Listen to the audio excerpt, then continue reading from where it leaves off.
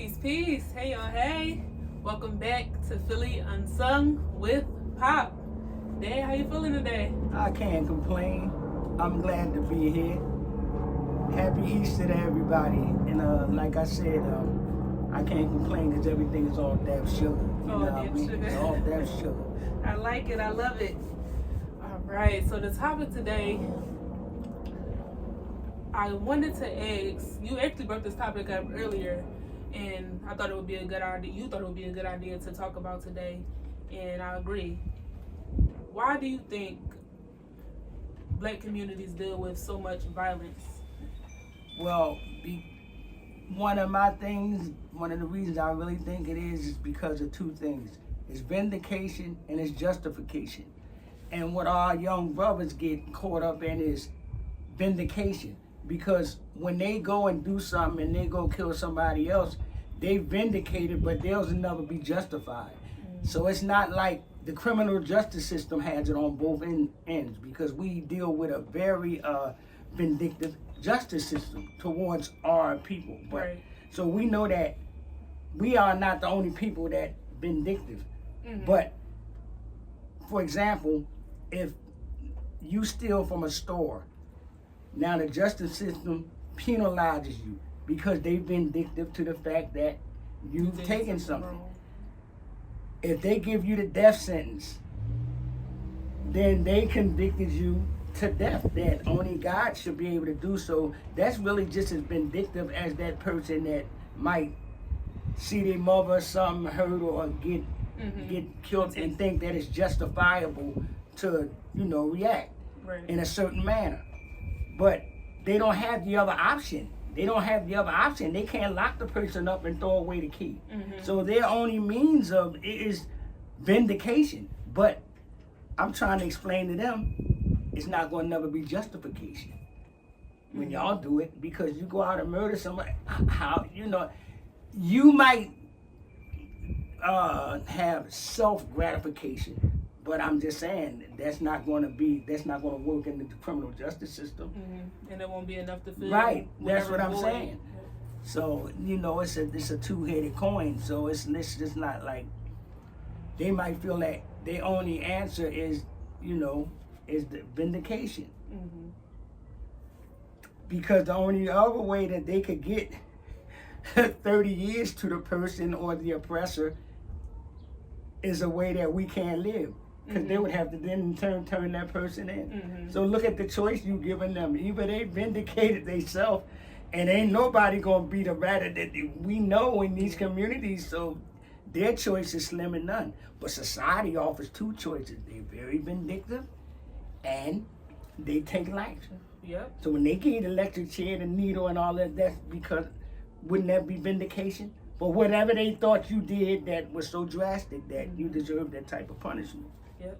What I take from that is they have a whole system in place to benefit them in things that they, want to vindicate or get revenge on or deem wrong. They have a system in place to take care of those matters, but we don't have that same, official system in place. Exactly. When we take it into our own hands, it's deemed as illegal and barbaric and all of these other things, but that's the only outlet a lot of times that people feel they have. Precisely.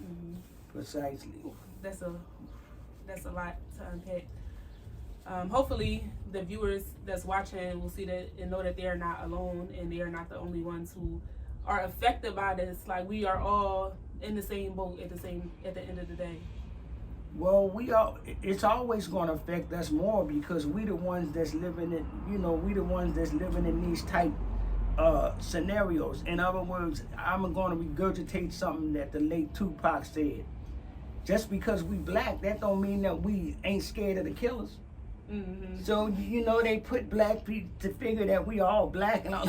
None of us don't want to die just because we black. That don't mean that we are in love with the killers and the rapists and we human too. So that's a major point. We human too.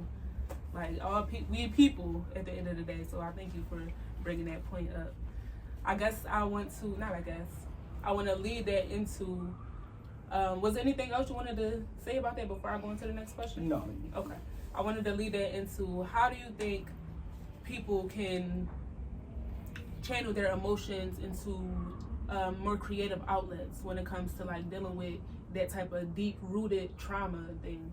Well, you have to have outlets. You have to have places to go, people to see, things to do. These generations been stripped of everything. You barely can go to playground. All the playgrounds closed. The swimming pool's empty. If you take away everything positive from a person, it don't matter what person, what ethnic back. You take away everything positive, that only leaves negative. I don't care what color you is. You can be, if you take everything away that's positive and of a good, meaning something good from any race or nationality, you're going to see that, the people start to go down with the resources. Of course, Yep. of course. Oof. That's a word. Of course, definitely. Like people get stuck with like subject of environment like this. That's why I made the statement that just because we black and we have to live where we have to live at, well, we subject of environment because we scared to kill us too. But there's no other outlet for us. Right. You have to defend and protect yourself because ain't nobody else gonna do it. Definitely not. In the ways that if it would have to be done, we could never be justified. That's why I said it's a double standard. They can put you in jail and they can kill you. Killing a man and you ain't God, that makes you just as guilty as another person that just went and shot somebody. Who gave you the right to say, oh, this person does? So that means that the law is very vindictive then, right? So you so vindictive that you're gonna get this man a needle in his arm. You're gonna play God. I always think about that when even learning about it in school. Like, how is the death penalty a consequence for killing somebody? Like, right. That made sense to me. Man. And that makes it more evident why we have to come together and build communities and connect with each other and make sure that we looking out for each other. Because community, at the end of the day, is the only thing that we really got. Yeah, but we have to stop falling victim for the divide and conquer game that's been played by particular individuals, right? The power that be. That it's hard to do that because instead of gelling together as a race of people, they did what always was done. Some have more than others. So those ones who are more privileged than others, instead of trying to help their fellow man or woman out, they tend to think that they better than, you know what I mean? That they better than the lesser individual. Like I have a problem with this thing called white supremacy, superiority. Well, from my knowledge and from my understanding of words, the superior person never treated the inferior bad because you knew that you was the power. So that's a little diversified for me. So do I see a little inferiority with your money and your power? Yeah, because it don't add up. If I'm the superior human, even when you was a child or even as we was coming up, if you ran faster than somebody, what's the first thing we did? Because we knew that we was better than them. Gave them a head start. Yep. That's what superiority do. Y'all don't want to give us the right to vote. Y'all don't, but y'all superior. Come on, man, that slip hanging. Man, Come on, that's corny. The veil is falling. That's corny. That's the corny. veil has fallen. Yeah. I feel like we in a prime time where everybody can see, if they choose to see, like the facade that has been played, the games, and where the true power lies. And now it's world renowned. It's world renowned. It's like trying to tell somebody this story that they'll never read, and they may not believe it because you just tell them. Well, now it's been televised all around. We see that now that we see that a man can get convicted of 34 felonies and be the president of the United States. You could never tell me that about this great country of ours. You could never tell me that. Wow. Woo, what a time. I want to go back a little bit to what you were talking about as far as the division in our community, because that's very prominent in even communities that I wouldn't think it is. For example, like me being a creative and being in different environments, I would think like, oh, these are spiritual people or these are creatives. Like they wouldn't have this type of attitude. But essentially it's like people are people. So you see it in every circle. I guess my question is, do you have any advice on how to like stop that that energy and make it more collective? Well, I mean, it's like you gotta be true to the cause. In other words, you made a great point, because when you go into church, you have so many different personalities. Don't think that everybody in there is God-fearing. Right. You know what I mean? So we need to stop pretending with ourselves and being so encourageable. You know what I mean?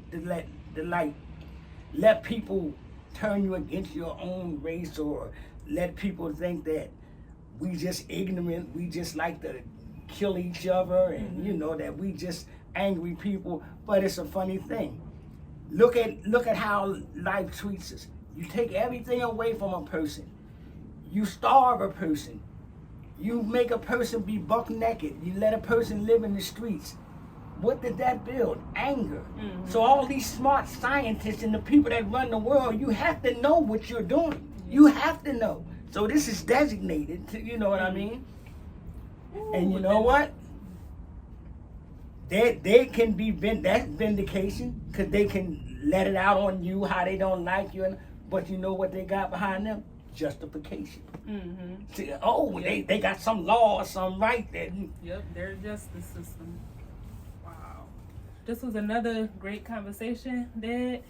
And I guess my last question is, if you could sum this talk up into a song, what would it be? I would say, the world's in need of a little love. I say the world's in need of a little love. We gotta come together, y'all, before it's too late. We gotta come together, y'all, before it's too late. Oh, we gotta save the world. Hey, save the people. Oh, we gotta save the world and save the children. 'Cause we know they